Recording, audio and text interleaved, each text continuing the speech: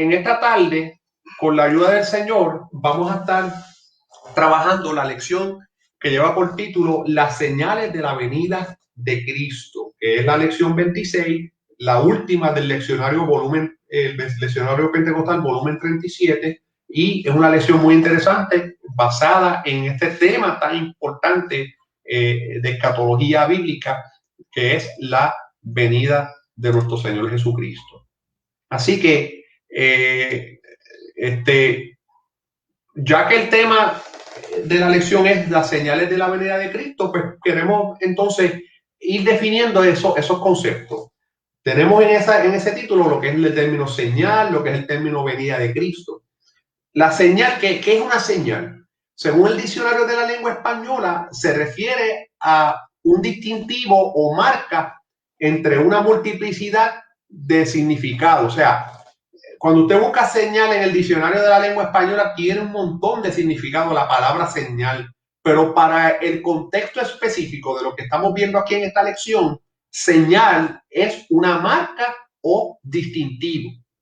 Cuando buscamos esta palabra en su idioma original griego, en que fue escrito el Evangelio de Mateo, este capítulo 24 de Mateo, la palabra griega para señal o la que se emplea para el contexto de lo que se pronunció Jesús, o específicamente los discípulos, porque quien expresa esta palabra o quien pregunta al Señor Jesucristo sobre las señales son los propios discípulos. El término señal viene del griego semeión, que significa o hace referencia a milagro, señal o signo, en clara alusión a las señales de los eventos por venir previos a la segunda venida de Cristo. O sea que la forma en que se emplea señal en este pasaje de la palabra que vamos a estar estudiando en esta tarde o esta noche tiene que ver más con los distintivos o marcas que van a ayudarnos a entender el momento de la segunda venida de Cristo a la tierra. Cristo ya vino una vez, vino como un bebé, nació en Belén, ¿verdad? Lo que celebramos en Navidad básicamente, y tuvo una vida, luego entonces murió en la cruz, resucitó y fue al cielo, ¿verdad? Allá está a la diestra del Padre y está abogando por nosotros. Pero él prometió que iba a volver. Igualmente sus ángeles, esos ángeles cuando él fue levantado a los cielos, que los varones galileos se quedaron mirando al cielo, los ángeles le dijeron, mira, ¿por qué están mirando al cielo? Ese mismo Señor que fue levantado al cielo, así volverá, como la habéis visto ir al cielo. Así que, amados hermanos y hermanas, ciertamente estas señales marcan ese retorno de Cristo a la tierra, lo que vamos a estar viendo básicamente en esta lección. Ya le dije, ¿verdad?, que el tema decía señales de la venida de Cristo. Cuando hablamos de la palabra venida, y en este caso la unimos a venida de Cristo, específicamente la venida de Cristo, la palabra que se emplea aquí viene del griego parusía, empleada mayormente esa palabra parusía o para identificar el advenimiento de Cristo a la tierra o la segunda venida visible de Cristo a la tierra. Así que cuando hablamos de venida de Cristo, se refiere entonces a ese advenimiento en su segunda venida a la tierra. Y quiero destacar que ese evento de la segunda venida de Cristo a la tierra es narrado en lujo de detalle, tanto en Apocalipsis capítulo 19, versículos 11 al 21, como también en el libro del profeta Zacarías capítulo 14. Si usted, ¿verdad?, se toma el tiempo y lee estos pasajes bíblicos, va a tener una idea de cómo va a ser ese evento de la segunda venida de Cristo a la tierra, profetizado, ¿verdad?, tanto en Zacarías como también por la visión de Juan en el Apocalipsis. Bien, ya entonces entrando de lleno a la lección, vamos a estar estudiando básicamente en Mateo capítulo 24, lo que va a girar en torno a este estudio, que a su vez pues, gira en torno al tema de la segunda venida de Cristo. Y vean que aquí narra este capítulo 24 que Jesús salió del templo. Jesús acostumbraba a usar los atrios del templo para llegar a las personas que habían allí, para predicarles, hablarles y interactuar con la gente, ¿verdad?, en lo que fue su ministerio de sanidad, de predicación y de milagro. Jesús sale del templo junto a sus discípulos y ya se iba. cuando sus discípulos se le acercaron y comenzaron a atraer su atención a los edificios del templo. O sea, Jesús salía del templo y en una conversación coloquial de los discípulos con Jesús referente a ese templo de Jerusalén, que era el segundo templo que se había construido para la época o reconstruido para la época de Esdras, y luego entonces Nehemías, más adelante Nehemías que ayuda a reconstruir los muros de Jerusalén. Es como una manera de a ver si Jesús estaba impresionado o algo por estas estructuras. Pero miren la contestación de Jesús en el versículo 2 del capítulo 24 de Mateo. Jesús les dijo, estoy leyendo en la versión Dios habla hoy: ¿ven ustedes todo esto? Pues les aseguro que aquí no va a quedar ni una piedra sobre otra, todo será destruido. Esto es una profecía que Cristo le hace a los discípulos, y esta profecía específicamente de que ese templo no quedaría piedra sobre piedra, igual que como lo dice en la Reina Valera, eso se cumplió en el año 70 después de Cristo, después de la muerte de Cristo, que fue alrededor del año 30 después de Cristo.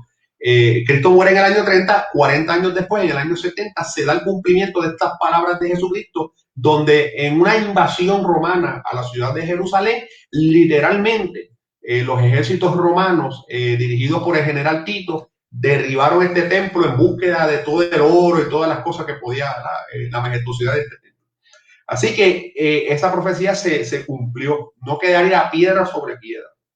Así que esta expresión de Jesús a sus discípulos les llama la atención a ellos a preguntarle, a indagar un poco más. Entonces ahí se atreven a preguntarle, y estando él sentado en el Monte de los Olivos, más adelante suben al Monte de los Olivos y está ahí sentado y ellos se le acercan. Parece que inquietados por esto que le había dicho Jesús. Los discípulos se le acercaron aparte diciendo, dinos cuándo serán estas cosas y qué señal habrá de tu venida y del fin del siglo. Jesús le estaba hablando de una profecía de que el templo no quedaría piedra sobre piedra, y los discípulos deseaban conocer más de esto, indagar más sobre esto en esas señales de los tiempos. Así que, como dice ahí en la pantalla, los discípulos sentían inquietud de conocer cuándo y dónde ocurrirían estas cosas que ya Jesús les había expresado en Mateo 24, 2. Así que tanto la curiosidad de los discípulos por conocer cuándo y cómo ocurrirían las cosas y como la necesidad de alertarlos sobre lo que habrían de enfrentar, motivaron a nuestro Señor Jesucristo a orientarles respecto a las señales del fin y de su inminente retorno a la tierra. Así que vamos a ver a través del capítulo 24, pero no solamente el capítulo 24, lo vamos a ver a todo lo largo de capítulo 24, el 25 y aún parte del capítulo 26, lo que se conoce, bueno, capítulo 24 y 25, básicamente de Mateo, lo que se conoce como el discurso del Monte de los Olivos pronunciado por nuestro Señor Jesucristo. En otras palabras, uno de los discursos más conocidos de nuestro Señor Jesucristo y uno de los más extensos que están registrados en los evangelios, se trata de este momento que estamos narrando aquí en Mateo 24, estando él sentado en el Monte de los Olivos, le profiere toda esta narrativa que vemos tanto en el capítulo 24 de Mateo como el capítulo subsiguiente, que es el capítulo 25. En el capítulo 25 vamos a hablar siguiendo la misma línea de pensamiento del capítulo 24, la parábola de las 10 vírgenes, el mayordomo infiel, la parábola de los talentos, todo conectado a ese discurso de los olivos que tiene que ver con, como dice aquí, ¿verdad?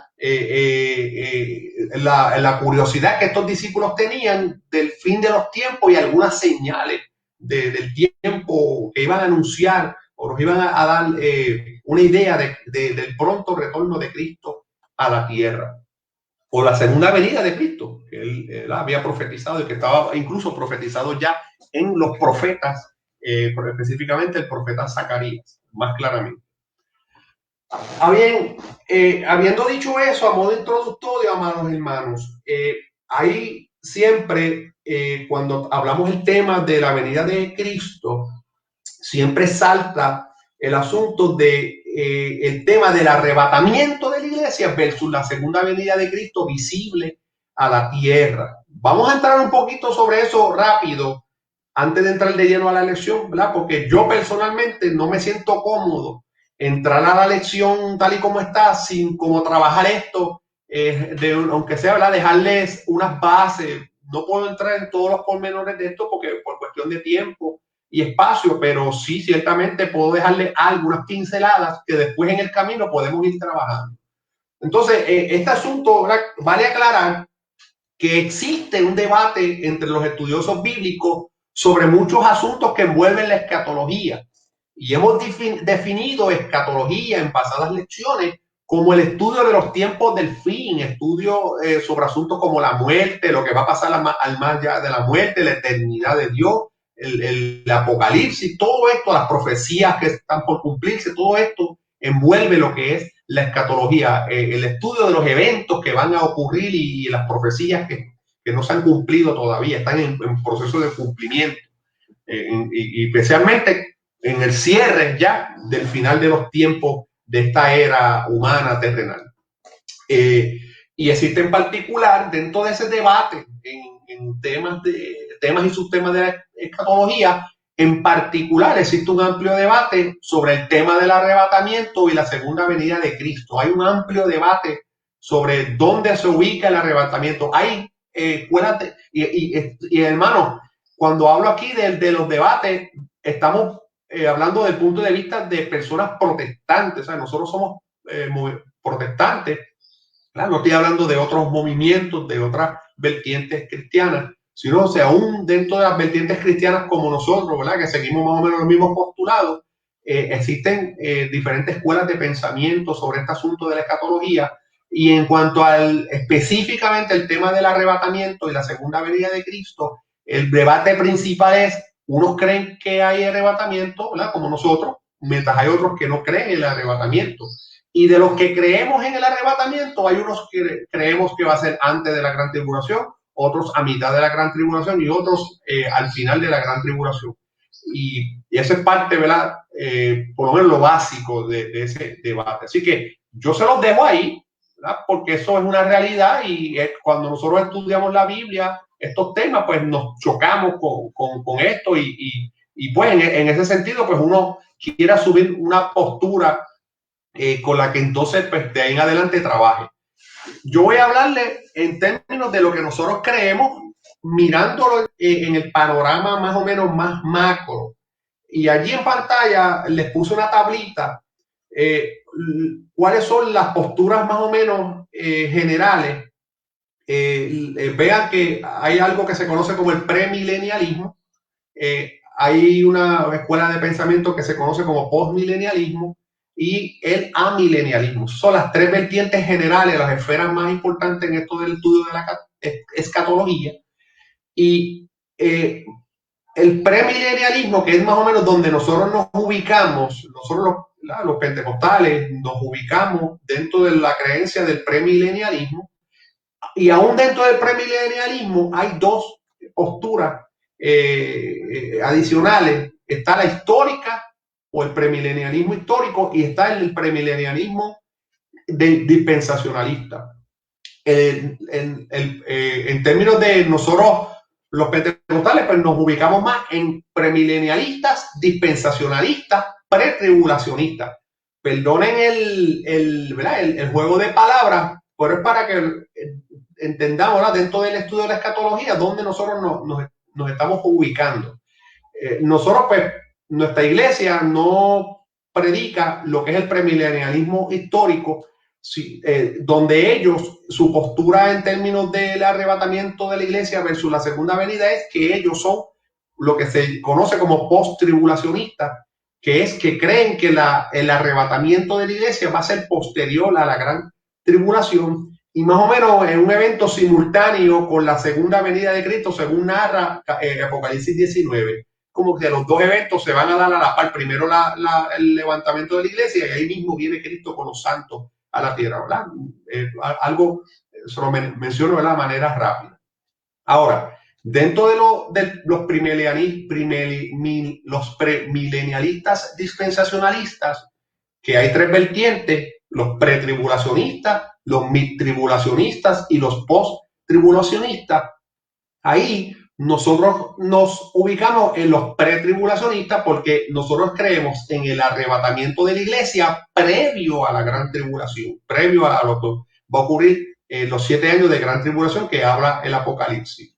Entonces, los tribulacionistas es que creen que la gran tribulación el arrebatamiento de la iglesia va a ser en medio de la gran tribulación, a mitad del tiempo. Si son 7 años, será a los 3 años y medio de haber comenzado la gran tribulación, ahí es que son arrebatados. Y los post-tribulacionistas, dispensacionalistas, creen más o menos igual que los premilenialistas históricos, que creen que el arrebatamiento de la iglesia va a ser posterior a la gran tribulación. Yo le puse ahí en rojo y un círculo donde estamos ubicados nosotros. Pero, amados hermanos, esto no es una cuestión de que el que crea otras cosas, nosotros vamos a estar con ellos en un debate y que no se van a salvar ni nada, no. Aquí pues son diferentes interpretaciones que se dan. Nosotros entendemos, ¿verdad? Los pentecostales, por el estudio de la palabra, nos ubicamos más en que entendemos que va a haber un arrebatamiento previo al cumplimiento de la gran tribulación. O sea que el comienzo de la gran tribulación lo va a determinar el momento del arrebatamiento de la iglesia. Y luego, al final de la gran tribulación, esa va a ser la venida visible de Cristo con sus santos, según como narra Apocalipsis 19, versículos 11 al 22 o 21. En cuanto a las otras dos posturas que nosotros, ¿verdad?, no son nuestras, son de otras vertientes cristianas, postmilenialistas y amilenialistas, simplemente abuelo de pájaro. Estos son cosas más profundas, pero más o menos ellos postulan a grandes rasgos, los postmilenialistas, que el milenio no es necesariamente de 1000 años, puede ser un poco más o menos, y que todavía no se ha cumplido. Ellos no creen en el arrebatamiento, pero sí en que Cristo regresaría a la tierra después del periodo milenial. O sea, ellos ponen la venida de Cristo posterior al periodo milenial. Nosotros no creemos en eso. En cuanto a los amilenialistas, ellos postulan a grandes rasgos que el milenio no es literal, sino que actualmente se está cumpliendo el milenio. Ellos como que dicen que actualmente el periodo del milenio estamos ahora cumpliéndose. Nosotros no creemos eso, ¿verdad? Pero eso ellos sí lo creen. Ellos no creen en el arrebatamiento, pero sí en el regreso de Cristo a la tierra futuro. ¿Ah? En cómo lo ubican, pues es un poquito complicado de explicar ahora, pero el asunto es que no lo creen como nosotros. Nosotros, ¿qué es lo que creemos? O sea, ¿cómo nosotros lo creemos? Pues como está en esta ilustración. Ahora mismo, pues nosotros estamos en la era, ¿verdad?, de la dispensación de la gracia, la era de la iglesia, estamos predicando el evangelio y va a llegar un momento dado que se va a dar el rapto o arrebatamiento, como narra los primeros versos de Apocalipsis, ¿verdad?, donde el Señor le dice a Juan, sube acá. También vemos en la palabra pasajes bíblicos como Primera de Tesalonicenses capítulo 4 versículos 16 al 17 o Primera de Corintios capítulo 15 versículos 51 y 52, donde narran este arrebatamiento, que sonará una trompeta, el Señor mismo con voz de mando, con voz de arcángel, con trompeta de Dios. El Señor Jesucristo descenderá del cielo en las nubes y ahí pues seremos arrebatados. Primero los que resucitarán, primero los que están muertos en Cristo, y luego nosotros los que vivimos seremos arrebatados juntamente con ellos para recibir al Señor en el aire, y luego entonces estaremos para siempre con el Señor. Eso es lo que sería el rapto de la iglesia. Ese momento de rapto de la iglesia daría el inicio a la gran tribulación, que sería un periodo de 7 años, según nos narra la palabra. En la Biblia, ese periodo de gran tribulación, leemos sobre él o los acontecimientos que van a estar ocurriendo allí entre los capítulos 6 y 19 de Apocalipsis. Luego entonces, al final de la gran tribulación, o más bien lo que va a marcar el final de la gran tribulación, va a ser la venida de Cristo visible a la tierra, según como narra Apocalipsis 19, 11 al 21. Así que, amados hermanos, la palabra lo que nos enseña es que una vez venga la venida de Cristo, echaría al falso profeta y al anticristo al lago de fuego y azufre, encerraría al diablo por 1000 años y comenzaría lo que se conoce el reino del milenio, que habla Apocalipsis capítulo 11.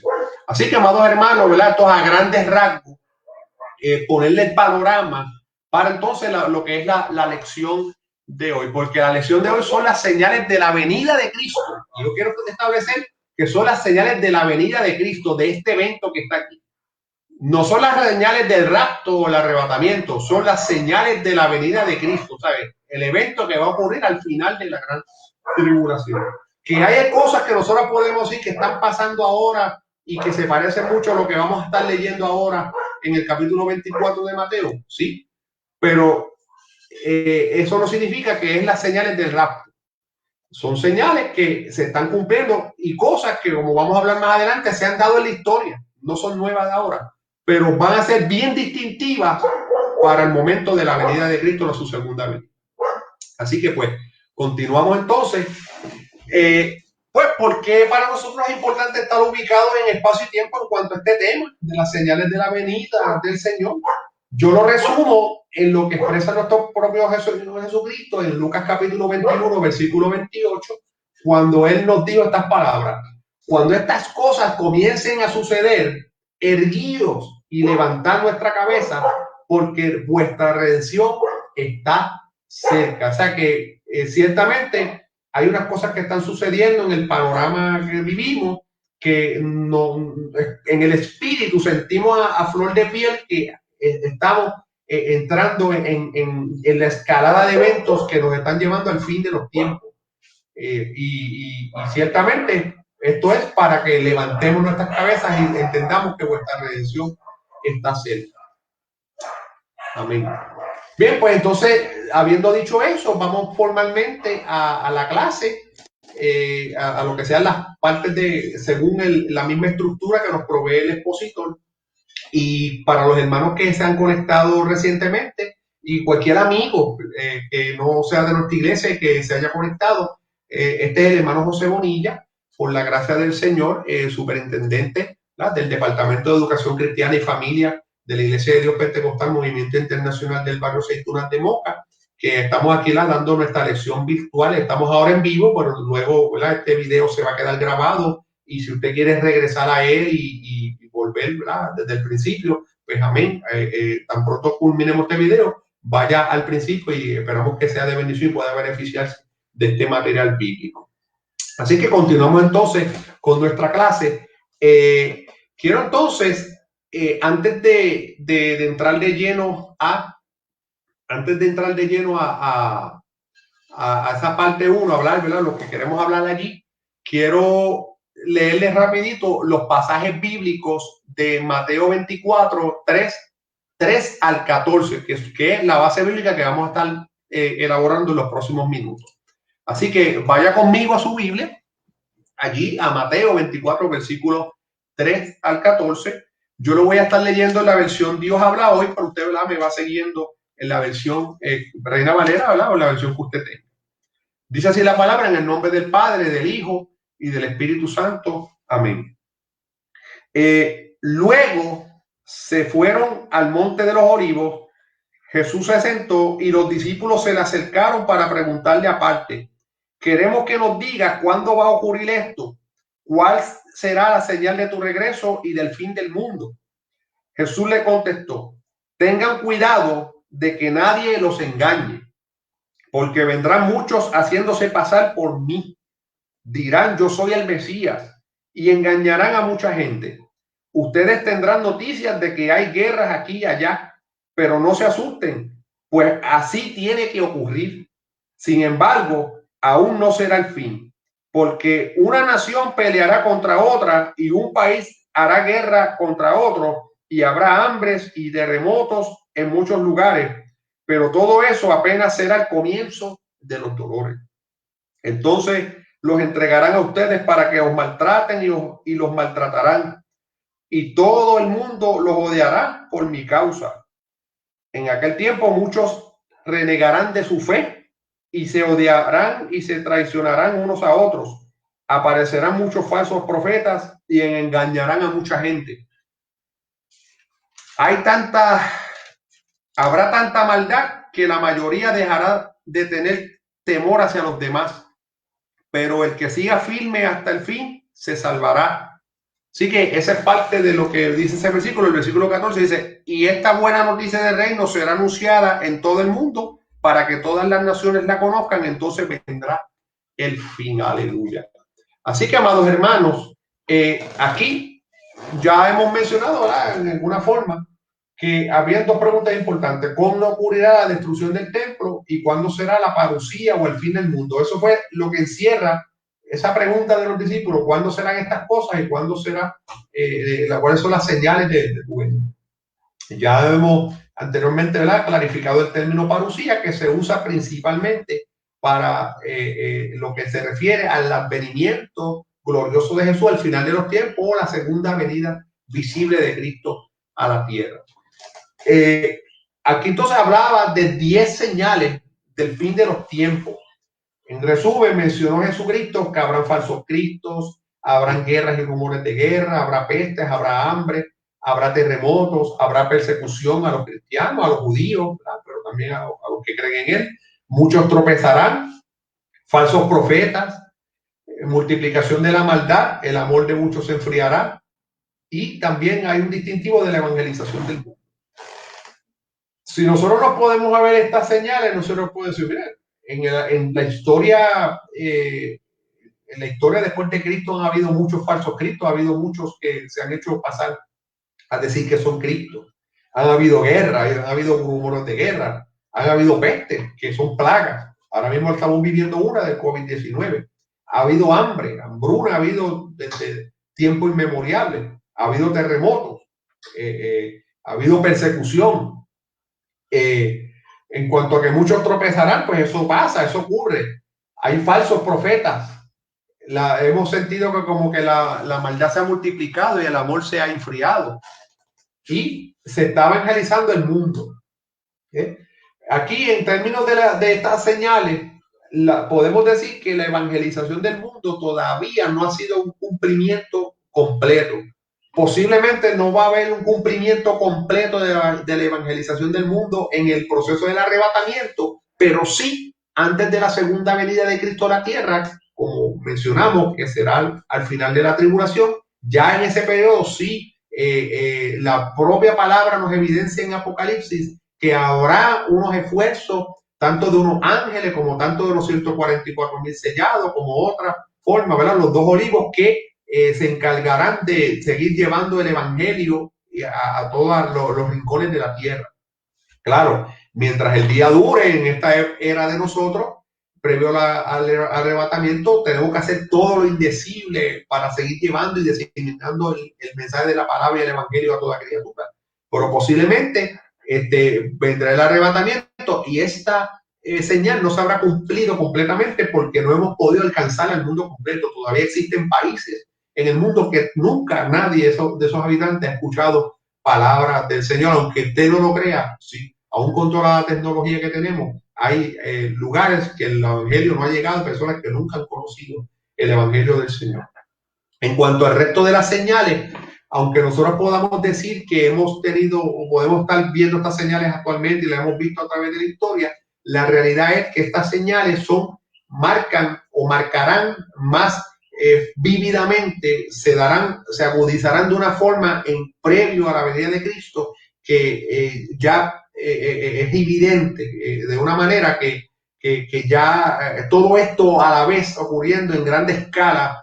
Es como decirle, amados hermanos, si para nosotros lo que hemos vivido de guerra, de hambre, de terremoto y todas estas cosas, nosotros lo encontramos terrible, pestes y plagas.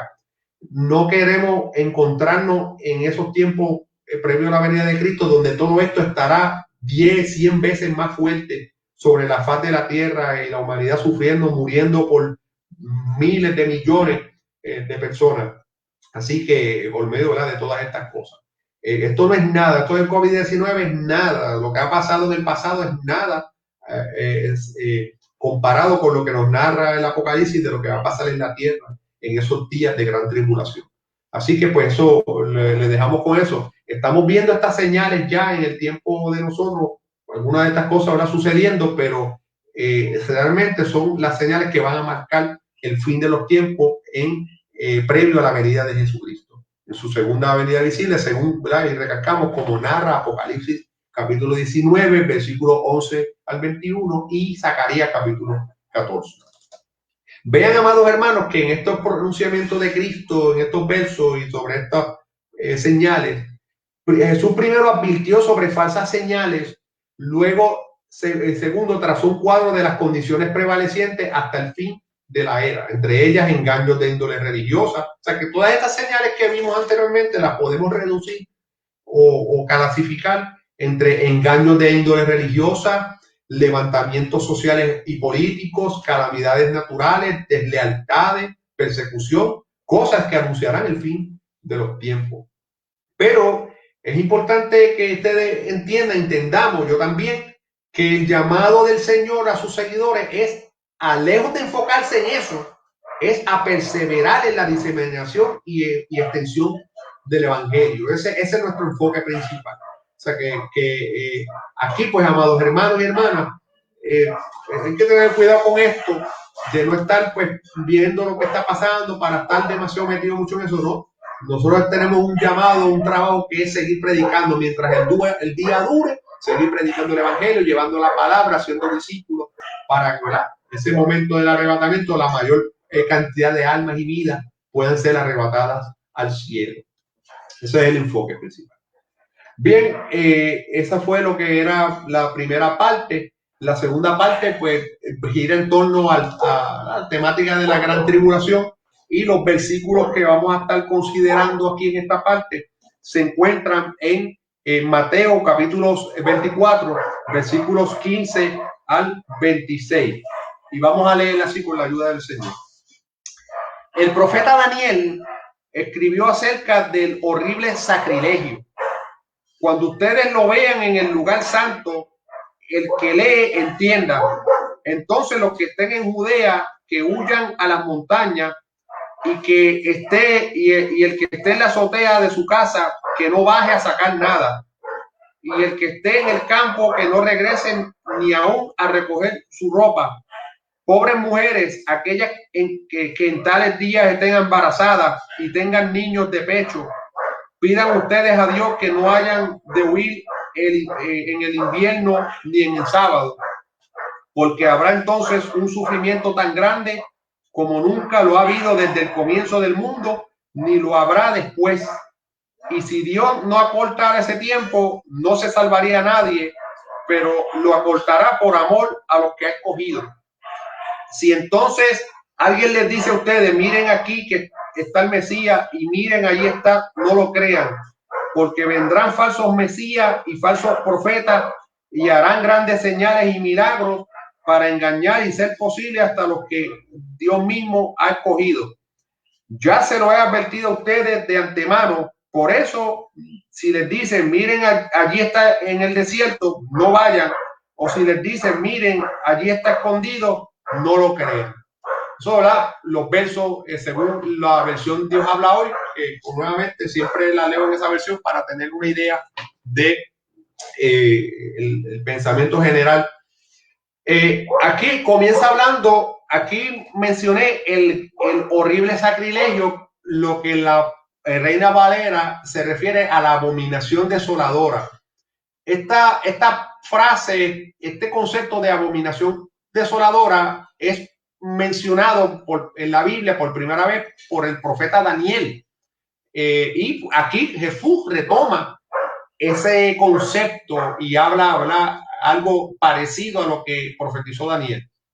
Cuando aquí, para definir qué es eso de abominación desoladora, la palabra abominación significa una profanación de algo o de un lugar reservado santo a Jehová. En el contexto de la palabra abominación bíblico es cuando se profana algo santo, separado o reservado a Jehová.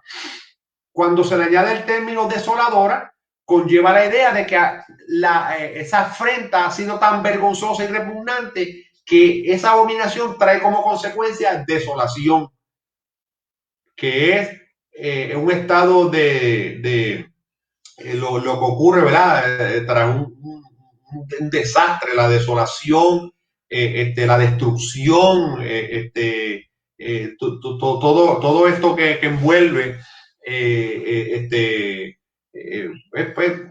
una destrucción, desolación, ruina. Eso trae ruina, ¿verdad? Quien comete esto, quien se presta para hacer esto, lo que trae es ruina, desolación.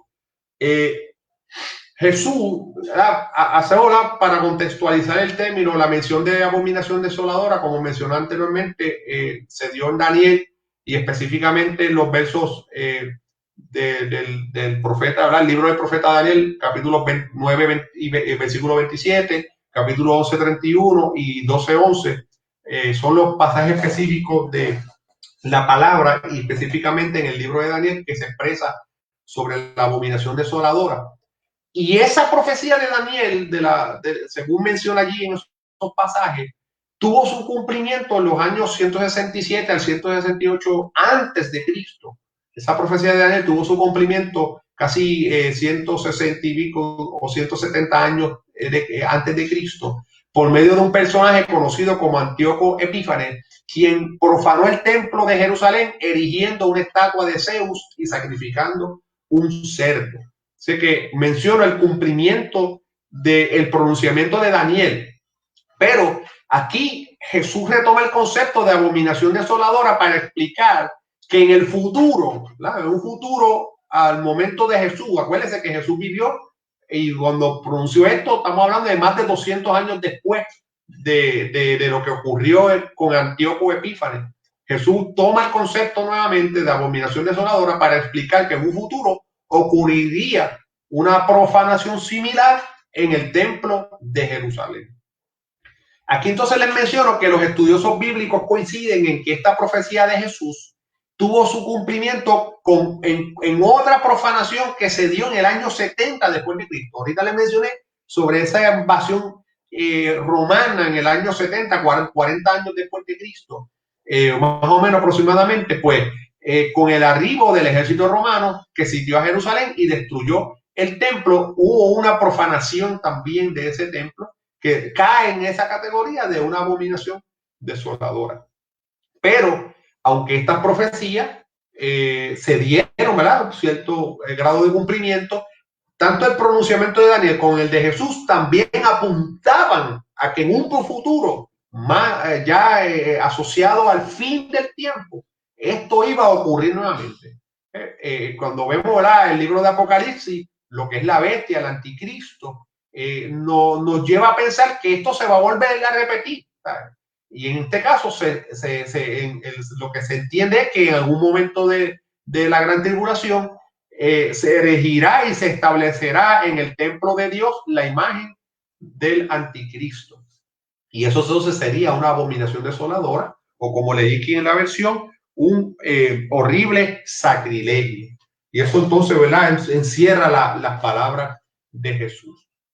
Así que, amados hermanos, entonces ya entrando a la tercera parte, ¿verdad?, hablamos anteriormente, ¿verdad?, comenzamos hablando en las primeras palabras del discurso del Señor, donde hablaba de las señales. Una de las señales también de la venida de Cristo será esta gran profanación que ocurriría más adelante, ¿verdad?, con el anticristo, y que vemos que sombras de lo que iba a venir con lo que pasó con Antíoco Epífanes en el 167, 168 antes de Cristo, con la invasión romana en el 70 después de Cristo, y luego entonces algo similar se espera como un distintivo de las señales de la venida del retorno de Cristo, su segunda venida visible a la tierra. Ahora entonces vamos a concluir nuestro estudio. La tercera parte, ¿verdad?, la importancia de ser fiel según las palabras de nuestro Señor Jesucristo en los versículos 42 al 47 de ese mismo capítulo 24. Y dicen así: manténganse ustedes despiertos. Acuérdense que este es el discurso de Jesús a sus discípulos. Le estaba hablando todo esto, ahora entonces redondea. Manténganse ustedes despiertos, porque no saben qué día va a venir su Señor. Pero sepan esto, que si el dueño de una casa supiera qué hora de la noche va a llegar el ladrón, se mantendría despierto y no dejaría que nadie se metiera en su casa a robar. Por eso, ustedes también estén preparados, porque el Hijo del Hombre vendrá cuando menos lo espere. ¿Quién es el criado fiel y atento? ¿Y quién es su amo? ¿Verdad? ¿Quién es el criado fiel y atento a quien su amo deja encargado de los de su casa para darles de comer a su debido tiempo? Dichoso el criado a quien su amo cuando llega lo encuentra cumpliendo con su deber. Les aseguro que el amo lo pondrá como encargado de todos sus bienes. Ahorita yo les mencioné a ustedes que estas señales que el Señor nos da no es para que nosotros estemos ahí cazando señales, ni pendientes a ellas, ni perdiendo demasiado el tiempo en eso. Son señales que están ahí, son testimonios de un cumplimiento profético, pero el Señor nos hace un llamado a estar alerta y nos hace un llamado a la importancia de ser fiel. El arrebatamiento de la iglesia de Cristo, según narra, ¿verdad? Los pasajes que les mencioné ahorita, en Primera de Tesalonicenses 4, versículos 16, 17, Primera de Corintios 15, 51, 52, mencionado por Jesucristo también en este mismo versículo 42. Manténganse ustedes despiertos porque no saben qué día va a venir su Señor. Será sorpresivo, repentino y sorpresivo. O sea, el arrebatamiento es algo que no hay unas señales que nos digan, mira, ¿cuándo es el arrebatamiento? O sea, no es algo que va a ser de momento, es un abrir y cerrar de ojo cuando menos lo esperemos. Por eso no podemos hablar de señales del arrebatamiento, porque no hay manera de tú estar poniendo fecha y decir, porque la palabra del Señor no dice el día ni la hora, nadie lo sabe, ni aún los ángeles que están en los cielos, solamente el Padre Celestial. Así que lo importante saber aquí en cuanto a esto del arrebatamiento es que no habrá oportunidad de reflexión tardía ni arrepentimiento en el último minuto, ¿sabes? Eso, como narra, dos estarán en el campo, uno será tomado, el otro será dejado. Dos estarán muriendo, haciendo algo, ¿verdad? Una pareja, o uno será tomado, otro será dejado. Y como ven ahí en la imagen, ¿verdad? Dice la palabra que los que hayamos quedado seremos levantados justamente con los muertos en Cristo que resucitarán primero. Ahora, nuevamente, todo esto que Jesucristo estaba hablando en el Monte de los Olivos nos lleva a un tema central. El tema central de este discurso del Monte de los Olivos que se da se registra en Mateo 24 y 25 es la importancia de ser un siervo fiel y prudente. Y eso es lo que vamos a ver principalmente a partir de estos pasajes o estos versos, y que continuará este mismo tema del siervo fiel y prudente en el capítulo 25 con la parábola de las 10 vírgenes, con la parábola de los talentos, con la parábola del mayordomo fiel. Así que, amados hermanos y hermanas, importante que, o sea, lo que un poco, ¿verdad? Lo que encierran estos pasajes que hemos leído, parte de estos pasajes, que no importa cuánto tiempo se tarde el Señor en regresar o en llegar, el creyente debe seguir el ejemplo del siervo fiel de la parábola que está registrada en Mateo 24, 45 al 51. Eso es, ¿verdad? El llamado que nos hace el Señor.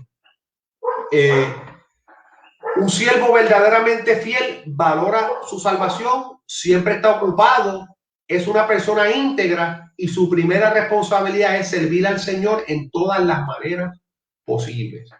Eso que tenerlo en cuenta, ¿verdad? Y esto nos sirve para examinarnos dónde está nuestra lealtad, dónde está nuestra fidelidad, dónde está nuestra fe, nuestra confianza.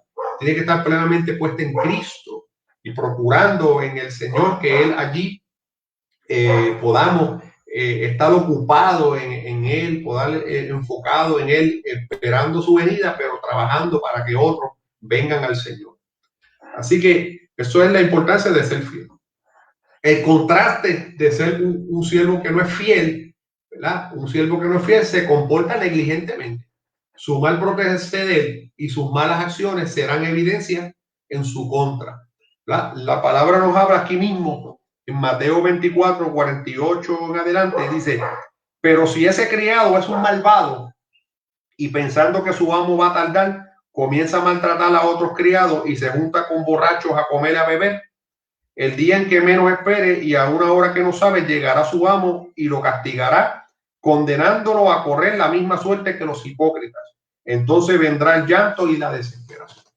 Eso es triste. Así que, hermanos, procuremos ser del bando del siervo fiel, que sea una persona íntegra, conectado con Dios en el Espíritu.